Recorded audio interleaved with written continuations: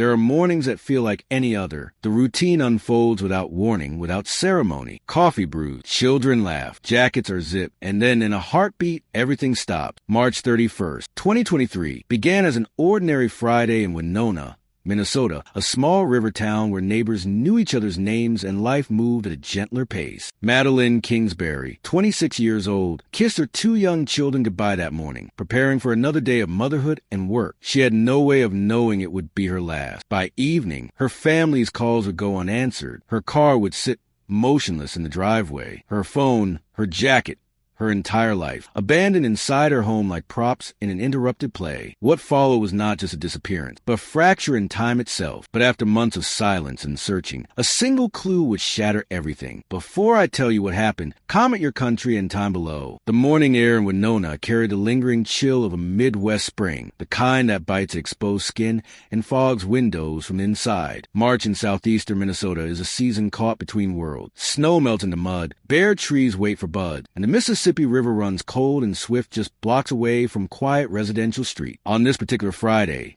the 31st, the town was waking as it always did. School buses rumbled down Warren Street. Coffee shops flipped their signs open. And Madeline Kingsbury was getting her children ready for daycare. Madeline was small in stature, but immense in presence. She stood barely over 5 feet tall, with long dark hair that fell past her shoulders and eyes that carried both warmth and worry in equal measure. Those who knew her described a woman of quiet strength, someone who loved fiercely, planned meticulously, and held her world together even when it threatened to crack. She worked as a research coordinator at the Mayo Clinic in Rochester, a 45-minute commute that required discipline and early morning, but her true identity lived in motherhood. Her 2 children, a 5-year-old and a 2-year-old, were her universe. Every decision she made orbited them. That morning followed a familiar choreography. Breakfast, teeth brushed, shoes found, car seats buckled. The drive to daycare was short, just a few minutes through residential streets lined with aging homes and front porches still cluttered with winter's debris. Madeline dropped the children off sometime before 8 o'clock. Witnesses would later confirm seeing her there, smiling, exchanging brief pleasantries with staff. She wore casual clothing, nothing remarkable, nothing that suggested alarm. She seemed tired, perhaps distracted, maybe, but nothing more. She returned home shortly after. The house on West 5th Street was modest, a rental she shared with Adam Fravel, her former partner and the father of her children. Their relationship had been unraveling for months, a slow disintegration marked by arguments, separations, and a kind of exhaustion that comes from loving someone you no longer trust. Friends knew they were no longer together romantically, but the logistics of co-parenting in shared space kept them tethered. It was an arrangement built on compromise and necessity, fragile as wet paper. What happened next exists only in fragment, in the negative space between confirmed sightings and unanswered questions. Madeline's vehicle, a parked sedan, remained in the driveway all day. Her cell phone sat inside the house, powered on but untouched. Her jacket, the one she'd worn that morning, lay draped somewhere inside. Her purse, her keys, her life frozen mid-motion. When her family tried reaching her later that afternoon, the calls went straight to silent. Text messages delivered but never opened. By evening, worry transformed into dread. Her sister, who spoke with Madeline almost daily, felt at first that gut-level alarm that tells you something is catastrophically wrong. She drove to the house, knocked, called out. The door was locked, the windows dark. Madeline's car sat like a gravestone in the driveway. Her sister's hands shook as she dialed 911. Winona police arrived within the hour. The house was searched, photographed, processed. Officers walked through rooms still holding the residue of recent life. Dishes in the sink, toys scattered on the floor, laundry half folded. But Madeline was nowhere. Her phone, when examined, showed no recent activity. No outgoing call, no ride-share request, no digital breadcrumbs leading anywhere. It was as if she'd simply evaporated between morning and afternoon, leaving behind only the architecture of a life interrupted. Adam Fravel, when questioned that evening, appeared cooperative. He claimed Madeline had been home when he left earlier that day. He offered details about their routine, their separation, their shared custody arrangement. He expressed concern, confusion, a measured worry that police documented but could not yet interpret. Was he a grieving partner? A worried father?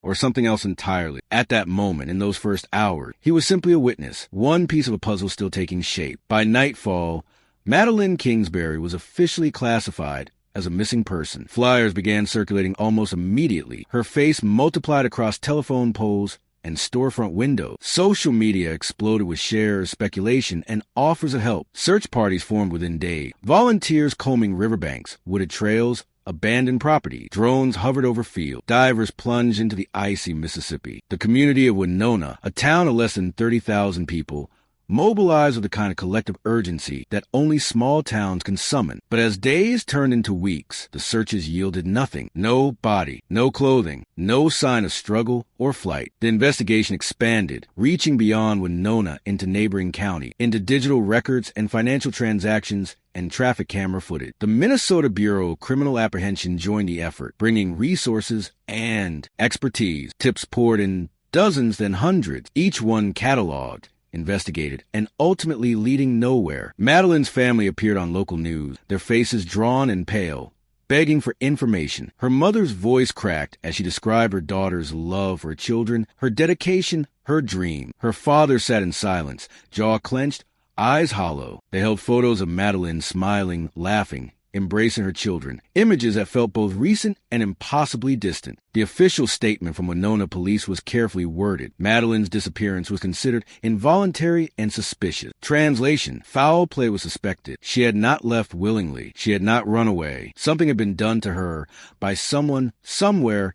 Adam Fravel remained under scrutiny. Police questioned him repeatedly, each interview growing longer and more pointed. His movements on March 31st were traced, analyzed, reconstructed. He maintained his innocence, his story consistent but thin, yet without physical evidence, without a body, without witnesses. The case could not move forward. Suspicion is not proof. Theory is not conviction. By the end of April, the massive search efforts began to scale back. Volunteers still gathered, but in smaller numbers. Media coverage continued, but less frequently. The initial urgency, the adrenaline-fueled belief that Madeline would be found quickly, gave way to something darker and more enduring, the realization that she might never be found at all. The case, just weeks old, was already beginning to go cold. In the vocabulary of grief, there exists no adequate word for the liminal space between hope and despair. Madeline's family lived there for months, suspended in an unbearable present tense. She was gone but not declared dead, missing but not findable, loved but unreachable. Every morning arrived with the same suffocating question. Is today the day we learn the truth? Her mother, Krista,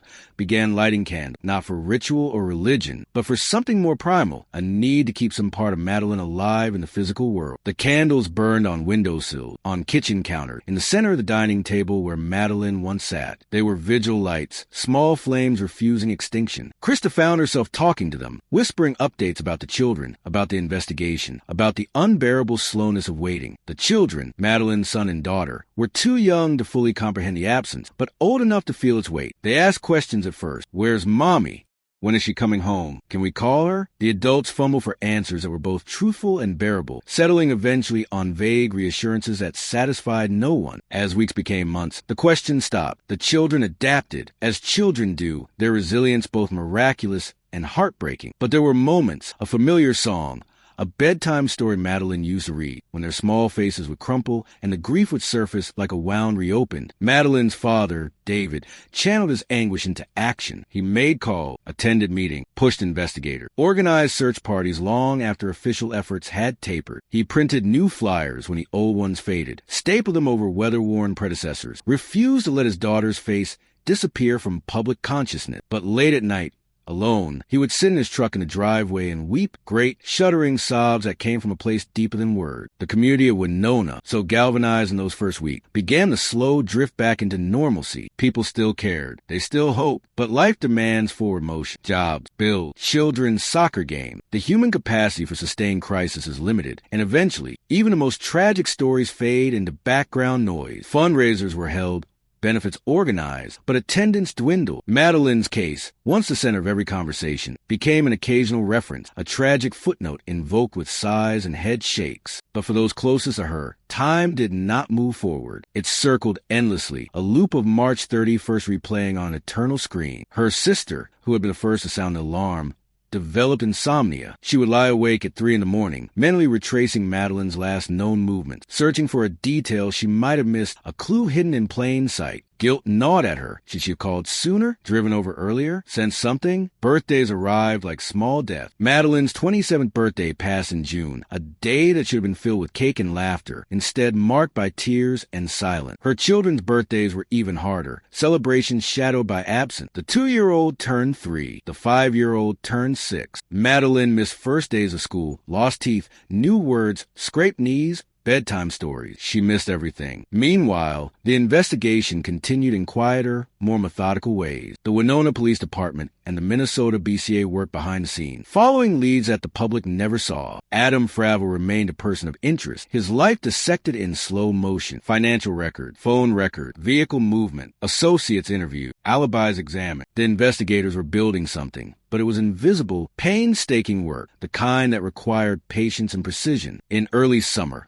a small break occurred. Surveillance footage from traffic cameras and private businesses began painting a timeline. Fravel's van, a white vehicle registered in his name, had been captured on camera heading south from Winona on the afternoon of March 31st. The footage was grainy, the images imperfect, but the pattern was there. The van traveled rural highways, disappearing into a network of backroads that crisscrossed southeastern Minnesota. Hours later, it returned. The trip matched no logical errand. It suggested something else entirely, disposal. But surveillance footage alone proves nothing without physical evidence. Prosecutors need bodies, forensics, tangible proof. So the investigation pressed on, waiting for the next thread to pull. Summer turned to fall. The landscape transformed, green giving way to gold, then brown, then the gray-white of approaching winter. Madeline had been missing for 6 months, then 7, then 8. Hope, that most stubborn of human emotion, began to calcify into something harder and colder: resignation. Her family still prayed for answers, but the nature of their prayers had changed. They no longer asked for Madeline's safe return. They asked only for her body, for closure, for an end to the not knowing. Vigils were held on significant dates: the 6-month mark,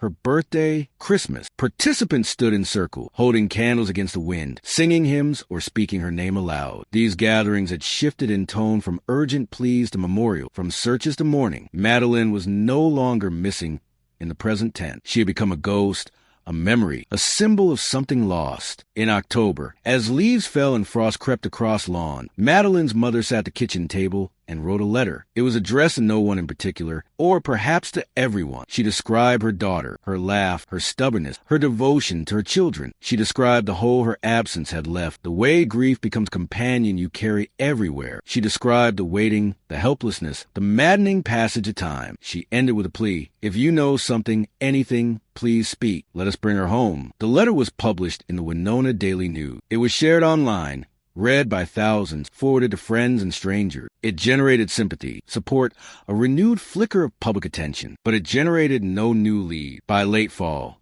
as Thanksgiving approached, the case seemed to have reached an impasse. Investigators had their suspicions, their circumstantial threads, but nothing definitive. Fravel had been questioned extensively, but never charged. Searches had covered hundreds of square miles, but found nothing. The digital forensics revealed patterns, but not proof. The case, nearly 8 months old, was cold in every sense, both in public consciousness and in evidentiary progress. But then, as winter descended and the first snow began to fall, something shifted. A tip came in. The call arrived at the Winona Police Department on a gray morning in early June 2023. The voice on the other end was tentative, uncertain, but insistent. A citizen familiar with the case had been thinking about the rural areas southeast of Winona, the farmland and bluffs, the hidden culverts and forgotten roadside ditches. They describe a location, Highway 43, near the town of Mabel, roughly an hour's drive from Winona. The area was remote, heavily wooded, dotted with small ravines and drainage systems. If someone wanted to hide something, anything, it would be the kind of place they'd choose. The tip was one of dozens received weekly, but this one carried weight. The caller mentioned seeing a vehicle matching Fravel's van in that area months earlier, around the time of Madeline's disappearance. The detail was specific enough, credible enough, to warrant action. Within days, investigators mobilized. A specialized team, detectives, forensic experts, cadaver dogs, traveled to the location. The area was vast, a patchwork of fields and forests broken by Highway 43, a two-lane road that cuts through the heart of rural Fillmore County. Culverts lined the roadside, metal and concrete tube designed to channel runoff beneath the pavement. They were dark, cold, accessible only by crawling. The cadaver dogs were deployed first, German shepherds trained to detect the scent of human decomposition. They worked systematically, moving through fields and along ditches, noses low, handlers watching for alerts. Hours passed. The dogs moved on, moved back, circled, and then near a covert half hidden by overgrowth, one of the dogs stopped. Saturday. The universal signal. Something is here. Investigators approached cautiously. The covert entrance was narrow, choked with mud and vegetation. Flashlights revealed nothing at first, just shadow and dampness. But as officers crawled deeper, their lights caught something. Fabric. A corner of cloth, partially obscured by debris. The excavation began immediately. Carefully, meticulously, the surrounding earth was cleared, photographs taken, evidence markers placed, and then, as the fabric was gently pulled free, the truth emerged. It was a fitted sheet, pale in color, wrapped tightly around something inside. The bundle was carefully transported to the surface, placed on a tarp, and opened under controlled condition. Inside was Madeline Kingsbury. She had been there for months, hidden in the dark, alone, just miles from where her family had searched, prayed, waited. The medical examiner confirmed the identification through dental records and physical characteristics. Madeline's body showed signs of trauma, evidence of homicide, though specific details were withheld pending further investigation. The fitted sheet, forensic teams determined, matched the brand and pattern sold at common retail stores, including one near Winona. It was a clue, but not yet proof. News of the discovery broke on June 7th, 2023. The announcement was careful, formal, devastating. The remains of Madeline Kingsbury had been located. No other details provided. The impact was immediate and profound. Madeline's family received the news privately, hours before the public state. Krista collapsed. David held her, both of them weeping, not with the release of closure, but with the confirmation of what they'd known deep down for months. She was gone. She had been gone. The candles they'd lit had been morning lights all along. The children, still so young, were told in language they could barely comprehend. Mommy isn't coming home. Mommy is in heaven now. The adults around them wept, and the children watched, confused, absorbing a grief they wouldn't fully understand for years. The community response was immediate. Vigils were hastily organized. Flowers appeared at makeshift memorials. Social media filled with tributes, anger, sorrow. The dominant emotion was rage, directed not at randomness or fate, but at a specific person. Because within hours of the body's discovery, attention turned sharply toward Adam Fravel. Investigators had been watching him for months, but now, with physical evidence, the pace accelerated. A search warrant was executed at a property connected to Fravel's family, a rural residence where he'd spent time following Madeline's disappearance. Forensic teams combed the property, the vehicles, the outbuilding. They found tools, a shovel bearing traces that cadaver dogs alerted to. They found digital evidence, searches on his phone for topics related to disposal, decomposition, avoiding detection. They found inconsistencies in his statement, gaps in his timeline, evasions in his explanation. On June 9, 2023, just 2 days after Madeline's body was found, Adam Fravel was arrested and charged with 2 counts of first-degree murder and 1 count of second-degree murder. The charges allege premeditation, the use of force during a domestic relationship, and murder while committing a felony assault. He was taken into custody without incident. No confession, no remorse, no explanation. He entered a plea of not guilty, his face expressionless, his posture rigid. Bail was set at $2 million. He would remain jailed pending trial. The investigation revealed a pattern. Adam Fravel, the father of Madeline's children, the man she trusted and tried to co-parent with, had allegedly killed her in their shared home on the morning of March 31st. He'd wrapped her body in a fitted sheet, placed in his van, and driven to a remote location he'd likely scouted in advance. He'd hidden her in a covert, covered her with debris, and returned home to maintain a facade of normalcy. For months, as searches raged and her family grieved, he'd remained silent, complicit in his own daughter and son's loss. The betrayal was absolute. The trial began in October 2024, more than a year after Adam Fravel's arrest. The courtroom in Mankato, Minnesota, moved due to pretrial publicity, was packed daily. Madeline's family occupied the front rows, a silent chorus of grief. Across the aisle, Fravel sat beside his defense attorneys, his expression carefully neutral, his eyes avoiding the gallery. The prosecution's case was methodical, built on layers of circumstantial and forensic evidence. They presented the surveillance footage showing Fravel's van traveling to the disposal site. They introduced the cadaver dog alert, the shovel, the fitted sheet. They called digital forensics experts who detailed Fravel's internet searches in the days surrounding Madeline's disappearance. Searches for topics like how long does a body take to decompose and avoiding police detection. They presented testimony from Madeline's friend, who described a relationship marked by control, jealousy, and escalating tension. Fravel had been possessive, they said, manipulative, angry when Madeline began planning a life separate from him. One friend recounted a conversation just weeks before Madeline's disappearance. She told me she was scared. She said he told her, "If you leave, You won't see the kids again. The prosecution argued that Fravel had killed Madeline in a fit of rage, or perhaps with cold calculation as she moved toward independence. He couldn't accept her leaving, couldn't accept losing control. And so he'd ended her life, disposed of her body, and attempted to disappear into the background of the investigation. The defense countered with doubt. They pointed to the lack of direct physical evidence. No DNA conclusively linking Fravel to the murder scene. No witnesses to the killing itself. They challenged the digital forensics, suggesting alternative explanations for the searches. They painted Fravel as a flawed but innocent man, caught in the gravitational pull of suspicion simply because he was the ex-partner. But their arguments struggled against the weight of accumulated evidence. The timeline, the surveillance footage, the location of the body, the pattern of behavior. Each piece alone might be questioned, but together they form a narrative too cohesive to ignore. Witness testimony was harrowing. Madeline's sister took the stand, describing the moment she realized Madeline was missing, the months of searching, the phone call confirming her death. She spoke directly to the jury. He took our sister, he took those children's mother, and he let us suffer for months, knowing where she was the entire time. A forensic pathologist testified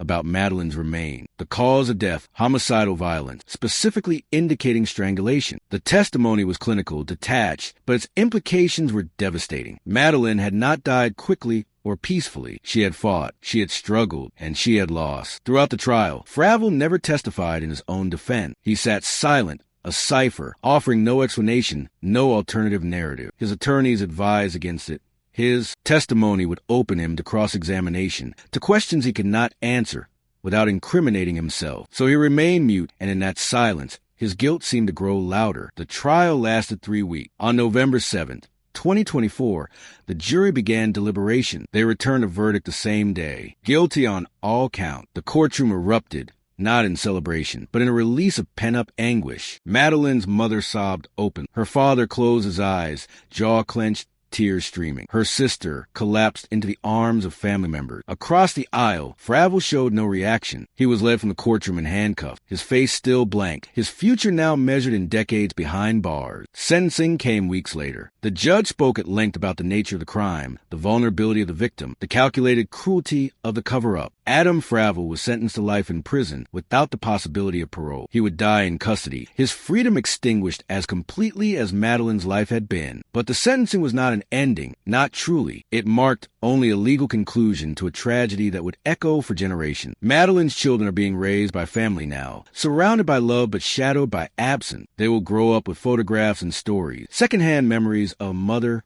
they barely remember. They will carry her name, her features, her legacy, and they will carry, too, the knowledge of how she died and who killed her. The community of Winona has tried to heal, but scars remain. Domestic violence awareness programs have expanded. Advocacy groups cite Madeline's case as a call to action, a reminder that the most dangerous place for many women is in relationships with intimate partners. Her name has become a rallying cry, a symbol of lives cut short by those who claim to love them. Madeline's family hold memorials each year on March 31st. They gather, light candles, speak her name. They share stories funny, tender, heartbreaking, keeping her alive in the only way they can. The grief has not lessened, but it has transformed. It is no longer the raw, desperate anguish of those early months. It is something quieter now, a permanent ache, a love that persists beyond death. In the end, justice arrived for Madeline Kingsbury, but it arrived late, purchased with months of suffering, years of trauma, a lifetime of loss for her children. It arrived because investigators refused to quit, because forensic science illuminated what darkness tried to hide, because a community demanded answers. This case reminds us that betrayal often wears a familiar face, that love and violence can coexist in the same heart, that the people we trust most are sometimes the ones who hurt us deepest. But it also reminds us of resilience, of families who refuse to forget,